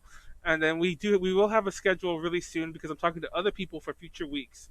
So, keep an eye out on our Twitch channel and keep an eye on social media. We'll update, obviously, of course. But we will be having a schedule very, very soon. And hopefully we'll see a lot more familiar faces around here. I want to get Ren back on like the way we used to. Remember we had Ren as like a almost regular host for like a month? Yeah. I miss that. Let's get Ren back on. But yes. Anyway, on that note, thank you so much, Pleiades, for joining us tonight. Thanks for having me. I know. Thank you, Konaru, for actually coming back. You're welcome. Even though if I get bored, I mean not bored. That's not the right word. I'll get tired of you again. But you're already tired of me. I know you're just tired. I am tired. You almost fell asleep more than once. I kept trying to wake you up. But anyway, on that note, peace. Thank you all for watching. Catch you all the next episode. Everyone go watch Dragon Ball Evolution and realize how awesome it is. I'm just joking. Bye.